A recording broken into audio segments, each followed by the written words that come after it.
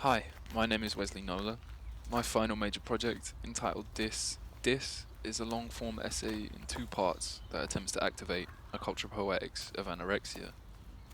By writing around and through the work of several writers, artists and practitioners, including Simone Weil, Julia Kristeva, Robert Walser and Robert Smithson, Dis tries to unearth an embodied historical precedent, or a kind of anchor, for this culturally malign disorder, which often manifests itself in sensations of dislocation, disassociation, and contortion.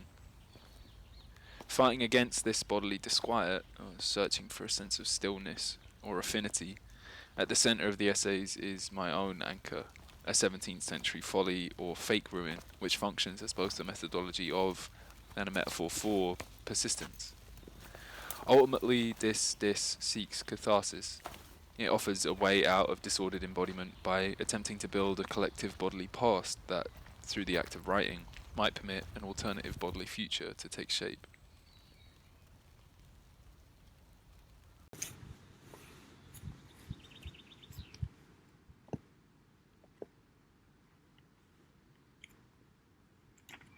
I've written about this place before. I wrote, along the alleged linearity of a life ongoing, this folly hangs like a pendant.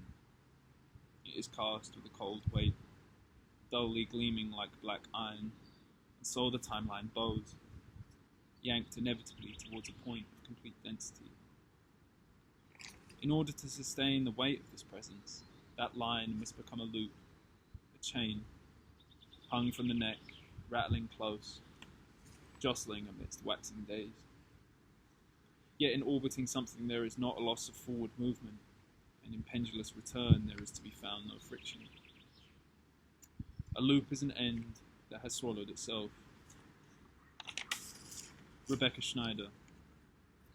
If to remain means to endure or even to stay behind, to remain before is to endure as both ahead of and prior to, a phrase that clearly tangles or crosses temporal registers. In this sense, before and behind cannot be plotted in a straight line, and so memory remains a future act, not yet recalled, if also never forgotten. I cannot recall the folly, not yet at least, and I cannot forget it.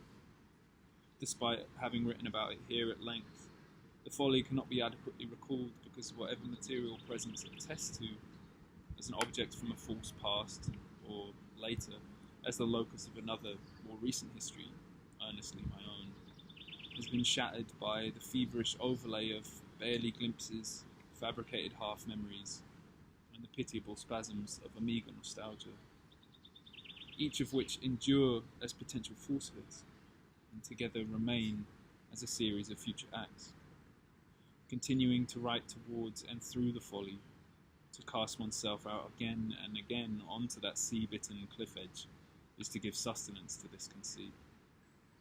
And so, bound up in that returningness, the refrain of the spiral which cannot be plotted in a straight line, I am unable to forget the folly. The raw material of its destitute frame did begin as a simple anthropomorphic metaphor, a mapping of limbs and veins and muscles and fat and skin upon its surface. But it has exceeded that. I draped that canvas of self about the folly's ramparts because I assumed it did not have a memory, sensorium, or a body of its own. Perhaps I was simply testing for resonance, or for affinity. The folly is both ahead of and prior to my body. In my mind's eye, I see it first, always from a distance, ahead, affixed to the horizon, a sight I am always straining towards, hands outstretched. It, too, tangles and crosses temporality, and in doing so transgresses the border between the body, my body, and the world. It is also always behind me, prior, because it has persisted long before me, and still persists as part of the landscape of my childhood and of where I was born. It precedes me, it remains before me and my body and what in later years I chose to do to that body, and yet it feels inextricably linked, twinned, in a way I cannot explain, but which I also cannot dismiss only as the coagulated residue of the attention I have lavished upon it.